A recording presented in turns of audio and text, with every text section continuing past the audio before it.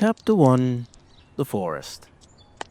Nothing was unique about it, but she had been kicking this particular stone down the sidewalk on her way to the playground. Her mind was blissfully unaware of her surroundings as she trotted down the street, completely enthralled by the one thing that had managed to keep her occupied. You see, over the last 6 days, Joanna Joey Burnett has had a sum total of roughly 20 hours of sleep. Her eyes were draped with heavy bags, and the slight pep in her step had slowly mutated into a hunched over shuffle across the house. She had transformed from this fiery 12-year-old who loved to run, sing, and play video games to someone too tired to fall asleep. She told no one of her restless nights, not even her parents. They would worry too much, she thought, and they did not need that. Definitely not right now. They had more important things to argue about. The only other person she would dare tell would have been her older brother, but Michael stayed cooped up in his room, barely coming out to eat. So the last few nights, it had fallen on her tired shoulders to find a cure for her restlessness. Last night's activity entailed counting the stars that painted the night sky outside her bedside window. The minimal amounts of visible stars only served to increase her boredom, and nothing more. On this sunny day, she planned on hanging on the monkey bars. It popped into her mind early in the morning at roughly 3 a.m. as she lay in her bed staring at the ceiling tiles. It sounded like a nice way to spend her afternoon. It would either tire her out for the night, or it would just be fun. Either option sounded fine on such a beautiful day. She used to love the monkey bars. She would visit the nearby playground with her two older siblings right until her sister Alex moved out of the house. They would spend all day trying silly tricks at the bars, some of which Alex persuaded her to keep to herself with the aid of a couple chocolate bars from the local corner store on their walk back home. Joey arrived at the playground and spotted a girl soaring high into the sky on the swing set, and all thoughts about the monkey bars were shoved right out of her mind. The girl looked to be around her late teens. She sported long, flowing red hair that curtained her intricately stylized tiger mask whenever she rose high into the apex of the swing. The mask was made up of some sort of thick wood, possibly mahogany. The indentations were near perfect, forming crests and dips that provided a realistic texture that could be seen from meters away. The surface had been lacquered. Vibrant orange paints covered most of the mask, with splotches of white around the mouth and a large green circle on the nose. Black paint was used to add detail and depth around the eyes and lips. Its whiskers were made from frayed strings. It was indeed a terrifyingly accurate mask. Joey stood rooted by the chain-linked fence, amazed at how high the girl reached. Her mouth hung open, and her hands gripped the fence in excitement. She briskly walked around the border of the playground, eyes transfixed on the mesmerizing sight as she rushed over to the swings. Joey stood at the front of the swing set and ogled the girl's every move. Her gaze narrowed in on each specific motion: the girl's clenching fist, her elbows, the exact way in which she swung her legs. At the apex of her swing, the girl let go of her grip, rotated 360 degrees, before landing squarely on her feet. She turned around and gave Joey an overly animated curtsy before walking up to her. Joey could only force out a single word in her stunned amazement. Whoa. Can you do that? The girl asked. Joey replied swiftly, with fervent shakes of her head. The girl stretched out her left hand for a handshake, which Joey accepted immediately. My name's Abby. And yours? Asked the girl. Joey.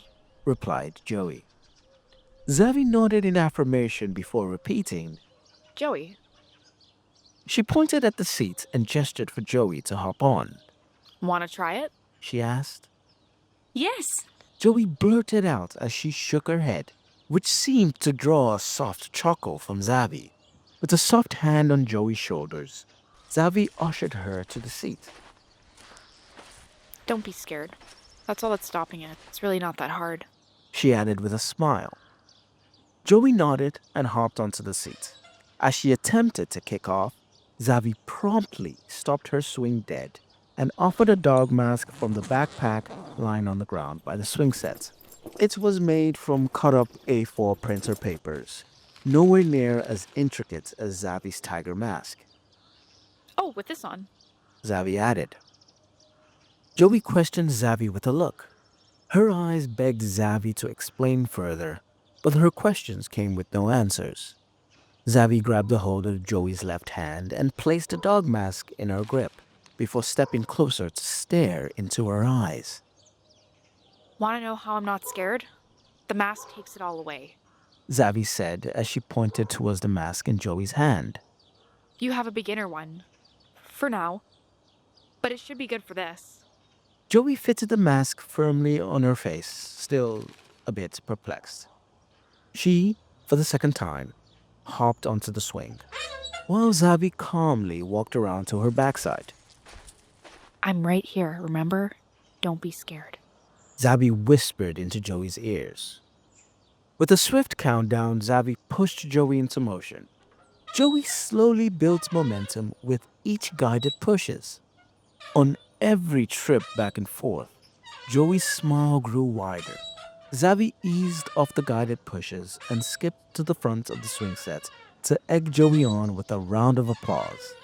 Joey yelled at the top of her lungs in joy as she soared higher and higher. Her jubilant yells slowly turned into ecstatic laughs. Once Joey got a decent enough hang time, she flung herself off the seat. However, she severely under-rotated and slammed her back onto the mulch, instantly blacking out. Joey woke up in her bed later in the afternoon, unable to remember how she got there. All she could picture was Zavi's tiger mask, its intricate curves and bright colors, as she came down from each turn at the top of the swing. She slipped off her bed, clutching her aching head and shielding her eyes from the golden rays peering through the window. She walked over to the mirror placed atop the dresser and briefly inspected her face for any bruises or cuts. She found nothing. After her quick inspection, Joey walked over and peeled open the bedroom door. The sounds of her parents trying their best to mask their ongoing arguments permeated through the hallway. She paused at her doorstep, contemplating just heading back to bed and somehow forcing herself to fall asleep. Her 16-year-old brother Michael vaulted up the stairs, clutching a bright blue backpack tightly by his left side. He rushed down the hallway and headed straight for the bedroom opposite Joey's. Mom said be ready in 5. He muttered, as he rushed into the bedroom head first, before slamming it shut. Joey closed her door slowly and jetted for her bed, pulling out a backpack from underneath the frame. She placed the dog mask, which rested on the bedside table, inside the bag and walked over to the window. She creaked the window open and tossed the bag onto the driveway, a few inches away from a truck filled with camping gear. She closed the window and walked out of her room, heading for the kitchen downstairs.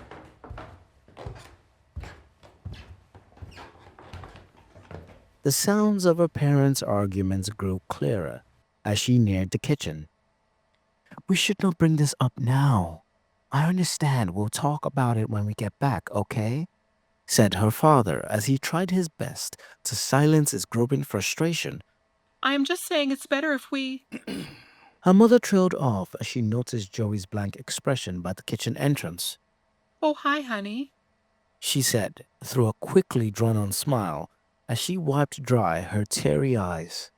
Joey's father, Stanley, leaned on the kitchen island with his elbows digging into the white marble. while her mother Francine sat beside him, softly fondling a brightly colored checkered blanket. Joey bared her teeth as she flashed a wide grin back at Francine before quietly walking to the fridge, Oh, honey, not now. When we come back. said Francine almost instinctively. Just let her have it. Stanley quickly interjected. Francine threw him a stern glare as she rose from her seat. Joey used the awkward moments and stare between her parents to subtly pull out a can of Coke before slowly shutting the fridge door. She turned tail and headed back towards the hallway, but Francine quickly shuffled across the room, blocking her path. Francine slowly dropped to a squat and softly reached out to grab a hold of Joey's hands. Joey avoided her mother's eyes like the plague, but Francine battled her ever-changing gaze.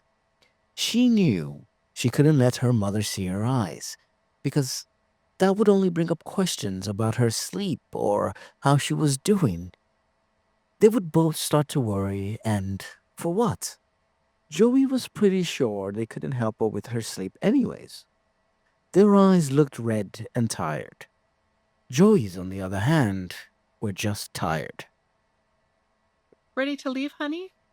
Francine asked softly. Joey replied with a nod, That's my little girl. whispered Francine as she planted a kiss on Joey's forehead, which immediately broke down Joey's feeble shield. Joey finally looked up at her mother, cloaking her feeling of slight frustration with a soft smile. All those endless days, all those nights of self-created sleep therapy, all for nothing. She could not even hold out from her mother's pleading gaze because of a single kiss on her forehead. She was disappointed in herself. She knew the secret of her sleepless nights was gone. Her mother had looked into her bag-filled eyes, which at this moment stared blankly at the clock opposite the kitchen wall. Joey closed her eyes and took a deep breath. She clenched her shoulders and waited for Francine's response. She expected an explosion of worried cries from her mother. She expected an endless barrage of hugs. Hugs filled with constant pats on her back and her mother tousling her hair.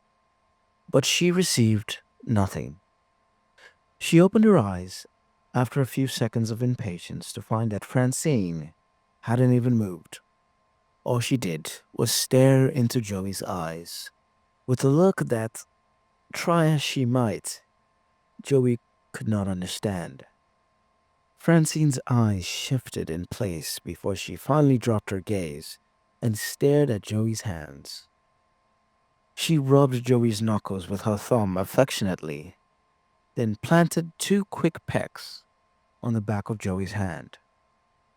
Francine then rose to her feet with as much poise as she could muster. She held Joey's hands tightly as they headed out of the kitchen, then out of the house, and towards the back seat of the minivan, which was parked behind the truck. She helped Joey get seated in the back before taking her seat in the front passenger side of the van. The two were soon joined by Michael and Stanley, who brought along the blue backpack and checkered blankets respectively. They pulled out of the driveway and headed out for the afternoon.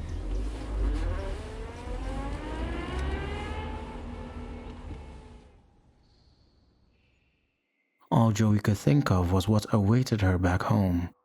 Her mind wandered relentlessly.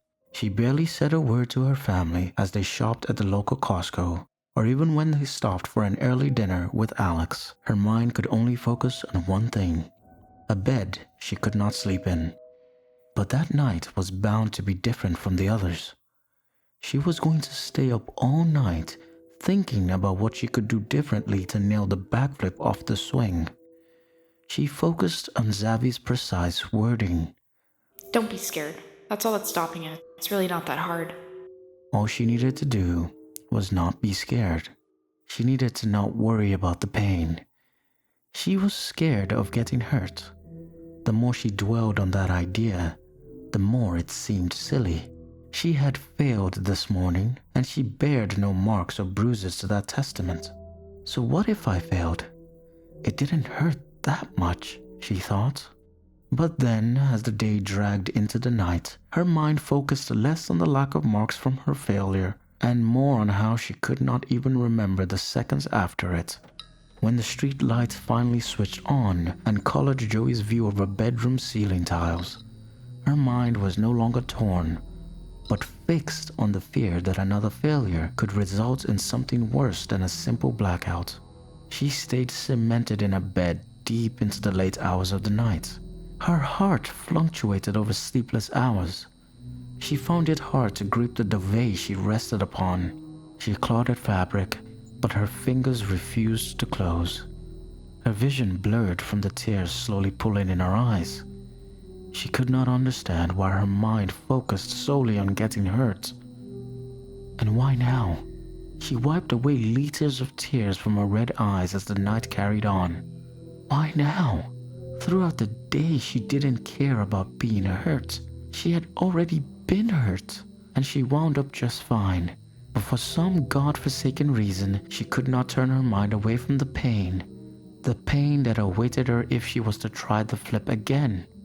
She could not sleep, and now she was scared and afraid. She slipped out of her bed and headed for her bedroom door. She pried it halfway open to find that the plague of restlessness had spread across her family. The door opposite her room was open, and she could see her mother sitting on the bed. The room was shrouded in darkness.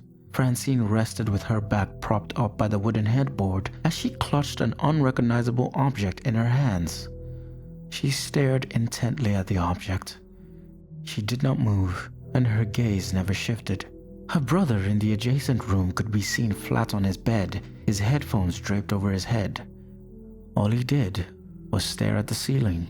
Joey found herself once again, frozen at her doorstep. No arguments waffled in the air. Nothing stopped her from inching closer to get a better view, but she stayed rooted in her spot.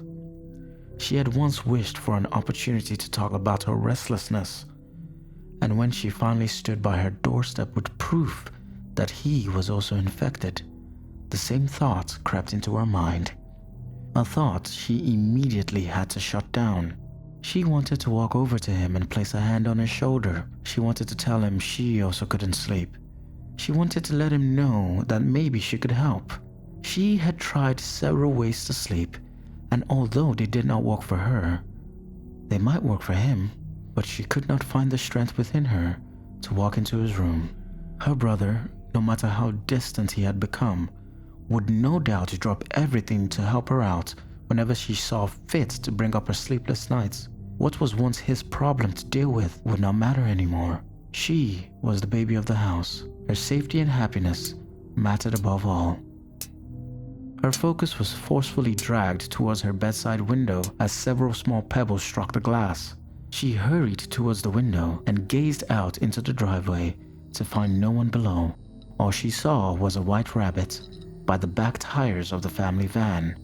It looked up at Joey, catching her eye. Joey couldn't avert her gaze. The rabbit wasn't just looking in her direction.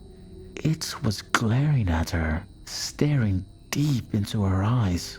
At least that's what it felt like. She wiped her eyes to confirm that it wasn't just the visions of a tired girl, but the rabbit's gaze remained fixed on her. It seemed like a regular rabbit at first glance.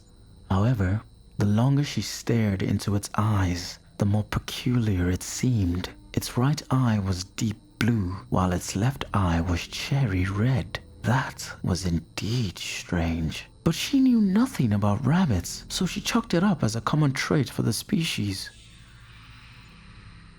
And then she heard it. She looked around confused, but there was no one in her room. Nevertheless, she heard it, a whisper of her name. That couldn't be from the rabbit. She looked towards the alarm clock resting on the nightstand. 11:45 p.m.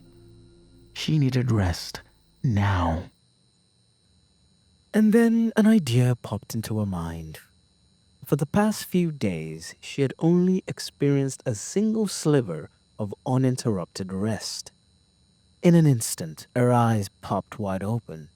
She shifted her gaze to her backpack that lay a few inches to the left of the family truck. The rabbit skipped down and began to nibble on the overhead strap of the backpack, pulling it out of the shadow of the truck. Joey slid her curtains closed and quickly snuck out of her bedroom, clinging to the walls to not alert her brother or mother. She tiptoed down the stairs and made a beeline for the kitchen, easily avoiding the notice of her father, who sat silently in the living room, preoccupied with the TV and a beer. His eyes stared right through the screen. She exited the kitchen door into the backyard and clung to the walls as she rounded the house into the driveway. She quickly picked up her backpack before bolting down the street towards the playground.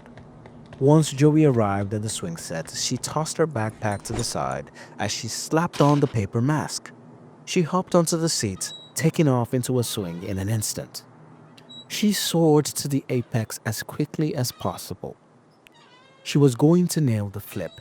She was going to go back home tired, having performed the flip, or in a blacked out daze, just like in the afternoon. As she let go of the swing, the incessant fear sank back into her mind. In a moment of slight hesitation, she did not generate the necessary spin required for the flip. She once again crashed, back first, into the mulch. Her head buzzed with pain. She had landed slightly on the left side, which caused a dull ache down her shoulder. She writhed around, swearing and muttering gibberish into the silent night. Zavi's tiger mask peeked into her view, followed closely by a helping hand. Joey grabbed Zabi's hand and pulled herself up from the mulch. Zabi helped her dust the stray straw and wood chips off her clothes. You're still scared, huh? Zabi asked as she returned Joey's backpack to her. Joey removed the paper mask from her face and tossed it into her bag in frustration. Zabi ran her hands across Joey's face and hair as if inspecting it for cuts or bruises. I can't fix it myself, but I might know someone who can. Zabi threw Joey a wide-lipped smile and a few passionate thumbs up before heading towards the sidewalk. Joey, however, did not follow.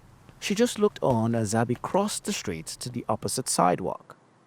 Zabi turned around and yelled for her to come along. We'll be quick, I promise. Joey remained rooted still. You want to know how, right? I promise I'll be by your side every step of the way, said Zabi. Joey nodded and quickly jogged up to her. The two headed out into the streets, away from the suburbs and towards the main road.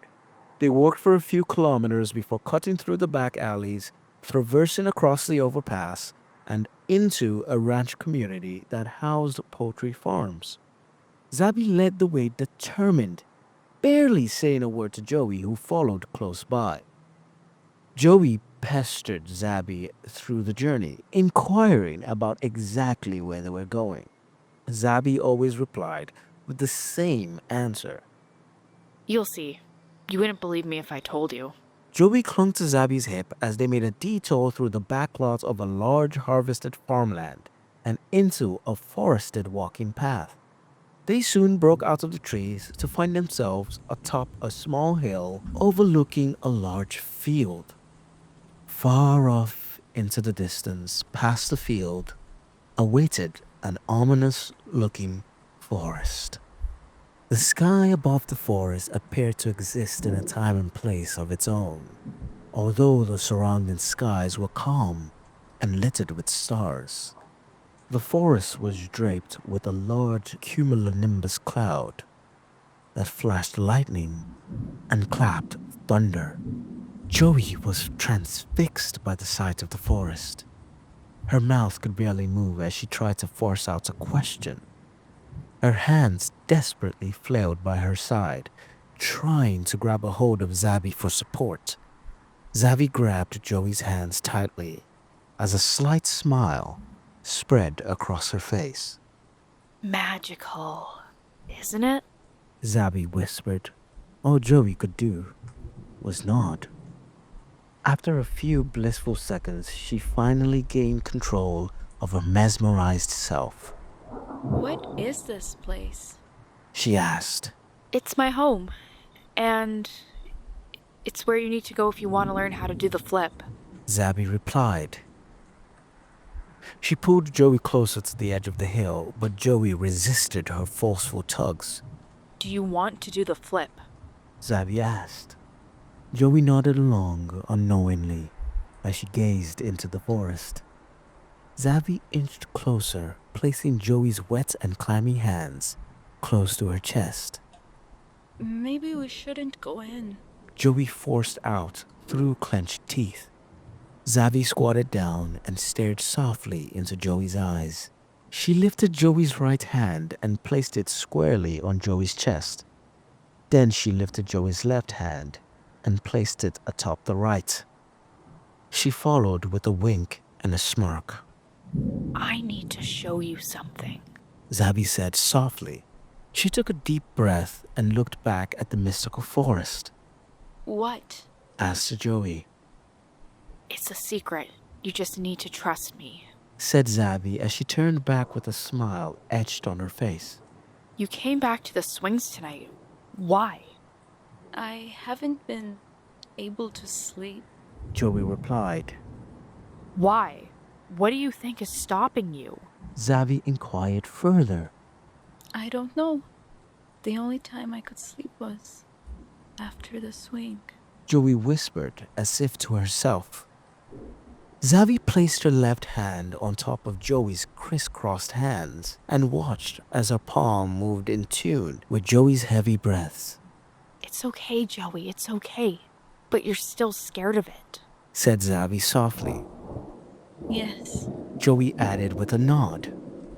I don't know why. How do you do it? Zabby ran her hands across Joey's head, scanning it once again for bruises or cuts. She chuckled to herself in slight amazement. She let go of Joey's hair and pointed right to the center of Joey's chest, tapping it softly. You're strong, but you need to be brave.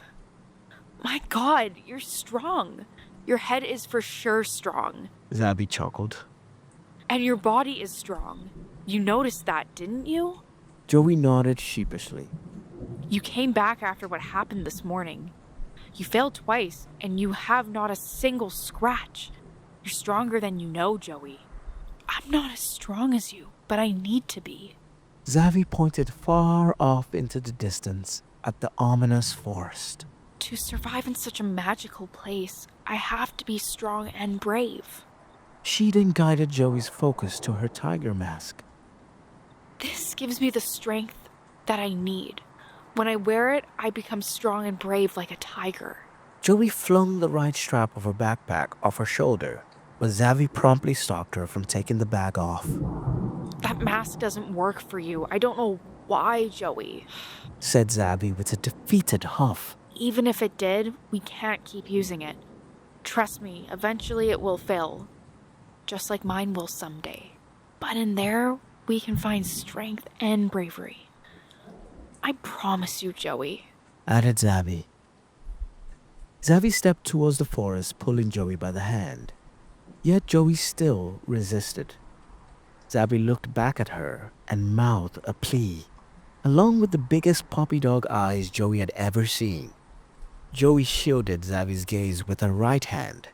When that failed to work, she averted Zabby's gaze completely and stared into the terrifying clouds hanging over the forest. I'm going to go in, Joey. Are you going to stay with me? Zabby asked. She offered her left pinky to Joey for a promise. I'll be brave for the both of us. All you need to be is strong. Joey wanted to shake her head.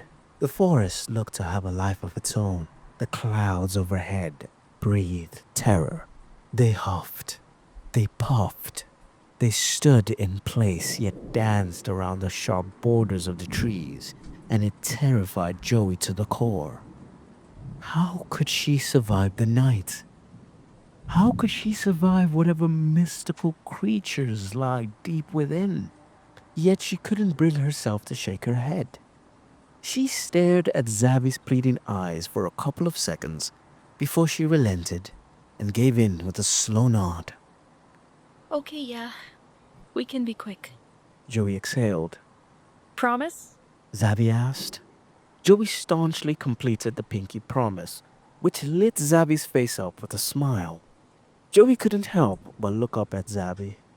Her tear-filled eyes beamed with happiness. Zabby helped Joey wipe the tears from her eyes and flashed her a wink. She held Joey's left hand close to her side as they both turned to look at the forest with hope. A feeling that had seemed so far-fetched to Joey just 24 hours ago. Today had been so different from those that came before. For the first time in what seemed to be an eternity, her eyes exhumed something other than exhaustion. From the moment she met Zabby, they glimmered with life. She experienced the highs of the overwhelming joy that came from reaching the top of the swing, and the lows of the deep-seated fear that appeared the moment she let go of her grip on that swing. And now she had hope. Hope that for what she had no idea. But she knew she had to go into the forest with Zabby to find out. Whatever there was to be found in the mystical forest belonged to them. And with her strength and Zabby's bravery, they would be sure to find it. Tiger faces! Zabby exclaimed as her eyes focused solely on the forest. Tiger faces. Joey repeated as they both began the long walk into the forest. The static in the trees.